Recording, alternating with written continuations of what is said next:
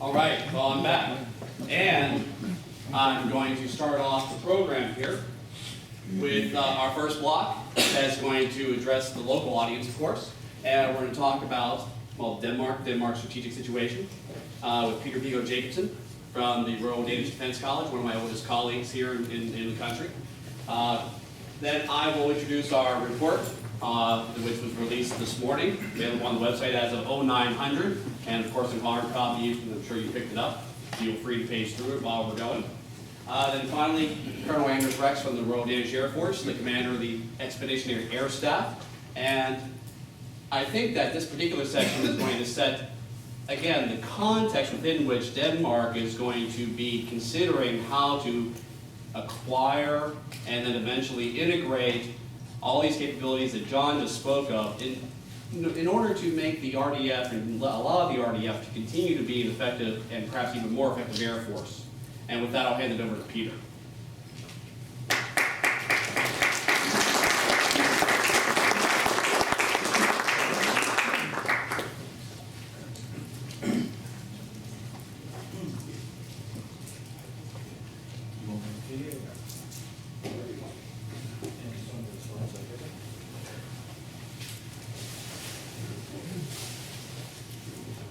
Well, thanks a lot. The great thing about my presentation is absolutely nothing to do with air power. What I was told to do was basically to give you an insight to understand what Denmark is all about in terms of using force. And the funny thing about Denmark is that until basically the wall came down and the Soviet Union disappeared, we really did not like war all that much. We made the same intelligent decisions as the Georgians did in 2008, and decided to take on a great power single-handedly. So we attacked Prussia in 1864, and the Brits didn't come and help us out as we had hoped, and therefore we really faced a disastrous defeat. And that's the site of the final battle, and we lost a third of our territory. And since then, we really did not have all that much time for war. But then we fast forward to Afghanistan, and the title of that in English is Tomorrow We'll Attack Again.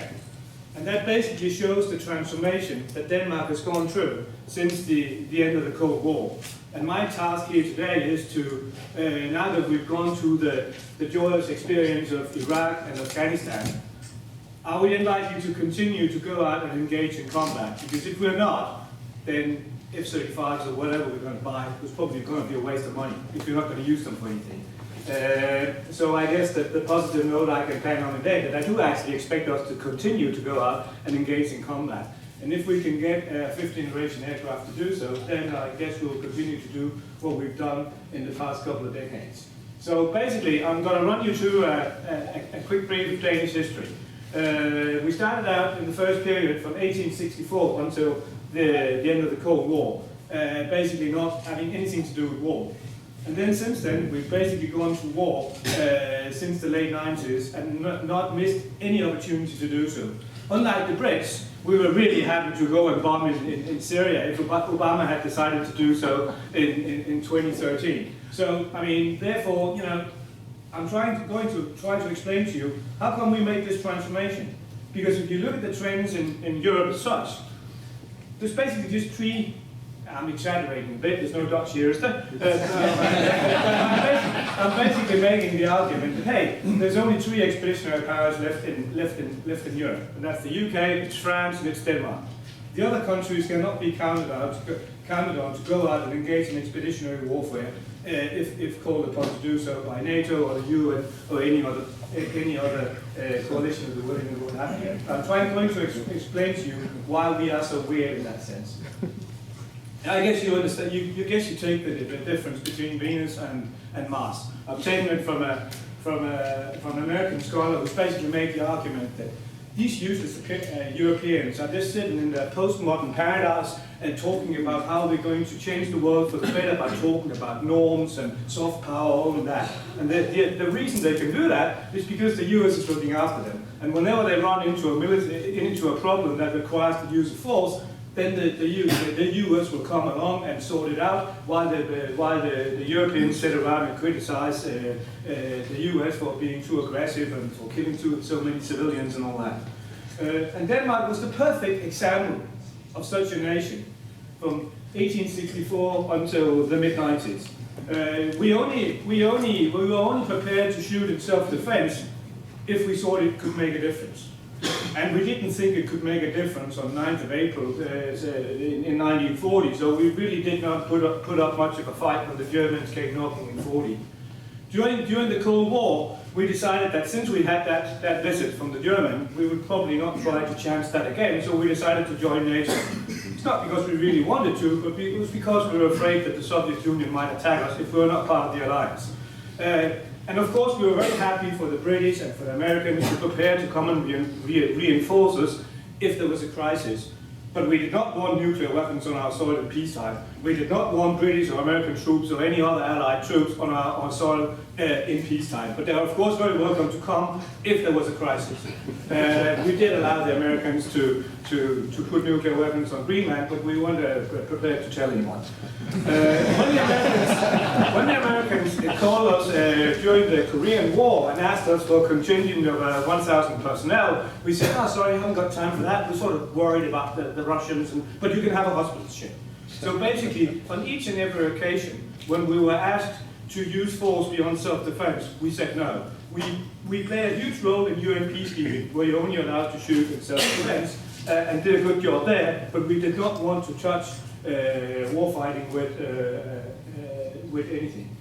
But then something strange happened in the course of the 90s.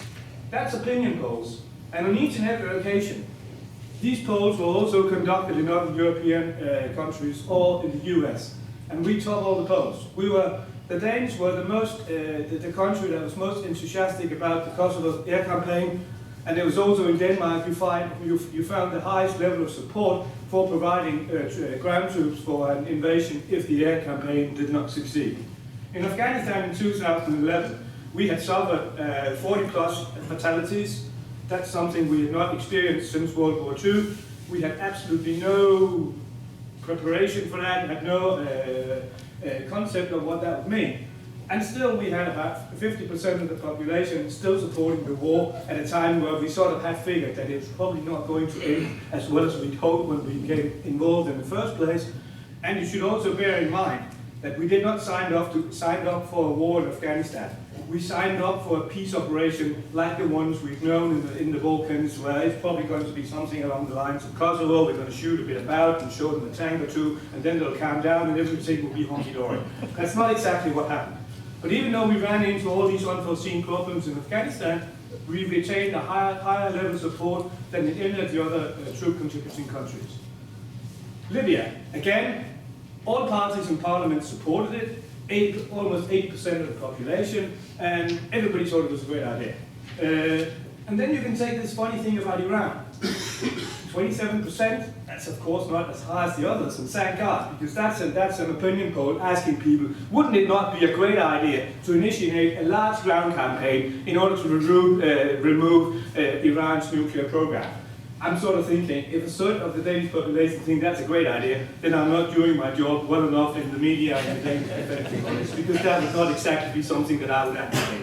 And then again, we have the current campaign in Iraq against the Islamic State, and again, we see opinion polls on a par with what you find in the United States. You can also see this transformation of the view of war in other areas in Denmark. Basically, there's now no one that sort of questions, or not a great many people, that would question the notion that it is legitimate and it is natural to use force in support of your values and your interests. We have some 60,000 cars in Denmark now with yellow stickers on saying we support our troops. That's something you wouldn't find in Denmark 10, 15 years ago. We have an annual flag day now. We have a memorial. There's a nice one just here, a brand new one. You can go and see in the break if you're interested. We have homecoming parades. We have a proper veteran policy. All the stuff that you would associate with a classic, a traditional warrior nation like the UK or France or the US. We've acquired all this since the end of the Cold War.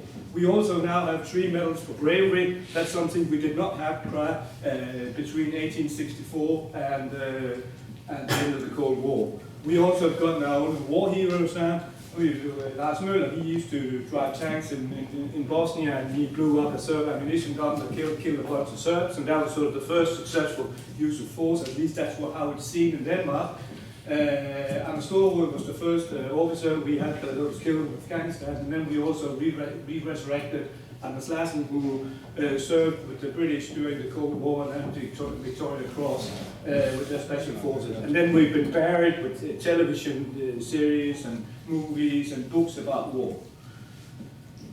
Why does that happen? Because we're basically moving against the current in Europe, where war is becoming more unpopular. We're basically moving in the different direction. And of course, the big explanatory factor is the fact that the Soviet Union collapsed. And that suddenly meant that we had all these armed forces, and we had absolutely nothing to do with that. We were also coming into the end of the Cold War after a very controversial period in NATO, where we had opposed NATO's nuclear policy, and that meant it was very important for our then sort of right-wing government to signal to the United States and to the allies that we were once again reliable and dependable, and that these footnotes and this opposition within NATO was now a thing of the past. And that basically meant that the governments in the early 90s were extremely eager to participate in military campaigns and to say yes when there were requests from the United States, from the UN, or what have you, to make military contributions to various operations, first in connection with the first Gulf War, and that's a picture of a Danish corvette going down to participate in the naval embargo in August of 1990. And then after that, we served in the Balkans with all services except our fighters. We served in Iraq, Afghanistan, and so forth and so forth. I think that the first war hero that I demonstrated to you there, who actually commanded a squadron of tanks in Tuzla, Bosnia in '94, and got into a firefight with the Serbs that we fortunately got out of without any casualties. That's probably the single iconic event that I would say that if we'd launched that tank engagement and all our tanks had been destroyed, we would probably ended up having a very low-key foreign policy, and I don't think we would have gone to Iraq or Afghanistan. But because we won that engagement, and because Lars Møller became an instant war hero, we began to see the use of force in a different way. And it also meant that we began to get a lot of praise from our allies in NATO, from the United States. That's not something that we've been used to in the previous decade. And we were also lucky in the sense that we hardly did not take any casualties during the 90s. And that basically meant that we went through a decade where, you know, every time we sent forces abroad, everybody was happy. Clinton visited Copenhagen in '97 and so on. And we got to have this perception of, hey, we're actually good at this, and we can actually make a positive difference. If we'd taken a ton of casualties in the Balkans, that wouldn't have happened. So basically, we've constructed a new narrative that we've been able to explain to the Danish public why it's the right thing to sometimes use force, and why we can help make the world a better place and Denmark more secure. And we've had virtually all our political parties that have a shot at coming into a government making this argument. And that means regardless of which important politician you've asked questions about Kosovo, Iraq, or Afghanistan, they've all come out in support for it. And if all your political leaders support a military engagement, it's really hard to generate critical remarks about it. And I think that's basically what has happened. And the only exception to this rule is the Iraq War in 2003. That was extremely controversial within Denmark. It was only, the decision to go to war was only supported by a slight majority, and it quickly became a controversial issue. And there you see public support splitting along party lines. But that's the only case we have of this. In all other situations, we have strong and broad political support for our military engagements. And that's not something that's fractured. We've always had a united parliament supporting our forces in the field, and I think that makes a key difference. And now have our politicians done that? Well, they basically on each and every occasion said, we're doing this to protect Denmark, and we're doing it for the right reasons. We want to help girls go to school in Afghanistan, and so on and so forth. So it's also always this combination of security, the right values, and then responsibility and obligation. We have an obligation and a duty to support our allies in doing the right thing. That's all these three things are always in play when we go to war. And we're not alone, as Gary said. We also go to war in coalitions, usually with our key NATO allies, in recent years, either with the UK or the US, and we've pretty much tried to do it without any national caveats or restrictions on how we can use our forces. It's really helpful for Danish politicians if they have a UN mandate, but if there's unanimous support for military operation in NATO, and we can't get a UN mandate because the Chinese or the Russians don't know how to cast the proper vote, then a NATO mandate is okay. And it's been like that ever since the Kosovo War.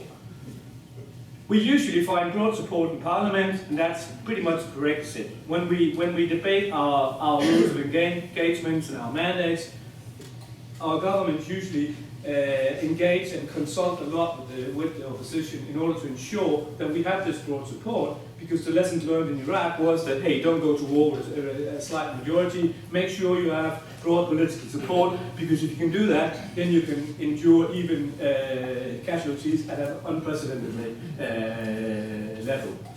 We try to employ what we call the comprehensive approach in NATO. Now it's called the integrated approach, because that's UN speak and that's more politically acceptable, and that's also now been introduced in the British doctrine, and if it's good enough for the British, then it's good enough for us. But the point about doing it in this way is that if you say you don't just go to war to blow up things and kill people, but you also try to win the peace and create the foundation for a durable peace afterwards by providing humanitarian assistance, development assistance, engaging in mediation and so on and so forth, it's much easier to get this broad support for the war. Because the government guys in the government or in the coalition, war coalition, that just want to go out and kill Muslims, and we do have them in Denmark as well, then they can say, yeah, it's great, we're in Afghanistan, we're killing a ton of Taliban. And then you have the more leftist side of the house saying, oh, we're not there to fight, we're there to do reconstruction and peacekeeping and what have you. And if you have a mandate that spans the use of force to humanitarian assistance and development assistance, then they're all happy, because then they can pick and choose between the broad mandate and take what they like in order to justify to their electorate why they're fighting in Afghanistan or somewhere else. And then there is this thing about all these legal obligations that you encounter when you go to war. That's becoming a bit of a domestic problem, because we're now realizing that, hey, we can't actually take any prisoners. Because if we take a prisoner, then it's our responsibility, after we hand them over to the guys who have the detention centers or the prisons, that they actually treated okay. We have to go out and look after that they're not beaten up and all that. And we sort of found out that you can't really count on that happening. And if you had put people into Afghan prisons, then you know they're probably not going to be treated in a way that the Red Cross would like all that much. So in order to avoid that problem, we started taking British soldiers with us on patrol, and then we pushed the Brits into the Afghans and said, hey, now you're arrested, the British did it, so it's their responsibility. But it basically means that, hey, we can't take prisoners, because that creates all sorts of trouble. We can't hire private security firms, because if we do that, then it might be our responsibility if they shoot too many civilians, like Blackwater did in Iran.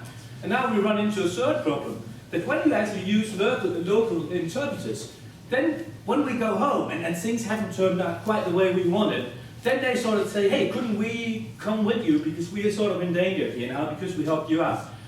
We don't really want to take them with us back home. So now we're basically in a situation where we can only use our own interpreters. So at the moment we have a contingent training people in Iraq, and they have 8 interpreters, because that's all the interpreters we had that could actually speak the local language.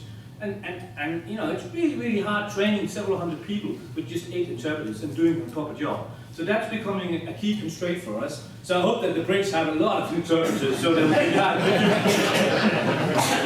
but I hope we'll sort that out somehow, otherwise that's going to be a restriction. So basically, the trick is to get your politicians to agree to go to war and then find a broad mandate so that you can keep them all happy. Both the politicians that want to go out and kill people, and then the politicians who want to go out and build schools for the children and the girls.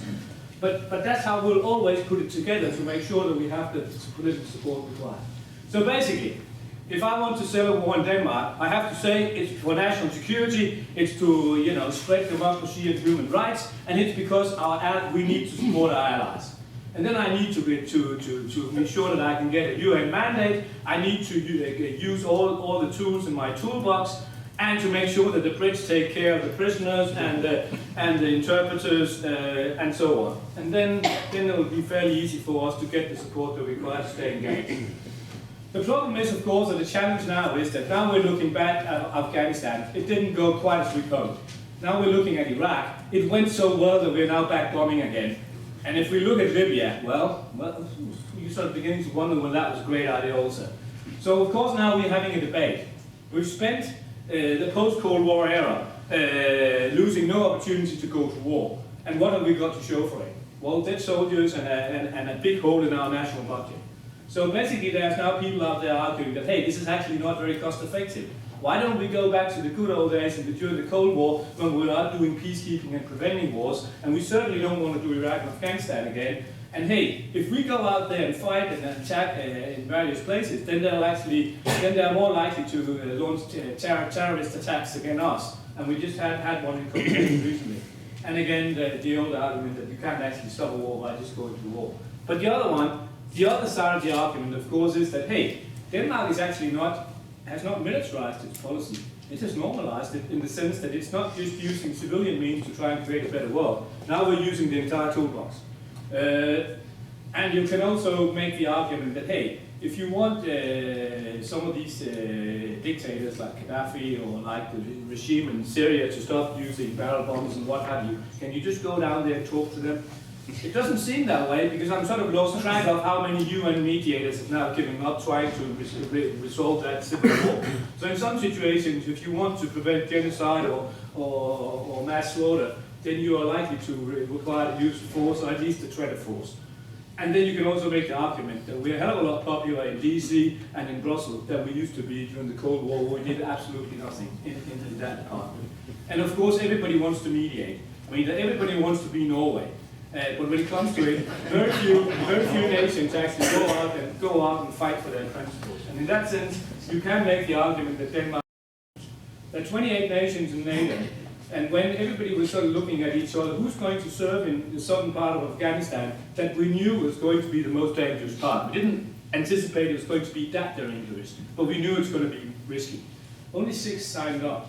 I'm happy to say that the Australians were out there as well, with the British and the Danes and the usual suspects. And when we then took the Libyan war, and remember, this was the perfect war. It was an evil, crazy dictator about to massacre an entire city. We had a UN mandate, and for the first time in world history, we had the Arab League saying, we would like you to bomb there too. So if you don't want to go to war and fight there, when do you want to go to war? And again, at the end of the day, only 8 nations in NATO were willing to actually drop bombs on target in Libya. So then that goes to show that there's a lot of talk about responsibility to protect and all that, but when it comes to using force, there's not that many countries actually willing to do it. Who will win the Danish debate? You guys. Because we can sit and have all these nice debates in Denmark, but at the end of the day, what will determine it is whether we again will continue to get the phone calls from the DC, from the UN, from NATO, with a UN mandate saying we really need to stop this atrocity, or we really need to do something about this crisis, and we need your help. If that happens, then I cannot foresee in the foreseeable future any Danish government that would refuse such a request. So if you keep calling us and can provide a UN mandate and a just reason for using force, then we'll come. So it's basically up to you guys to keep inviting us to these operations, and then I'm sure we'll participate in them. So basically, that's another reason why, as Gary said, we're not alone, and we'll only do this together with allies. And with that, I'll shut up. There's a bit of reading if you're interested, and I'll take your questions if that's fine.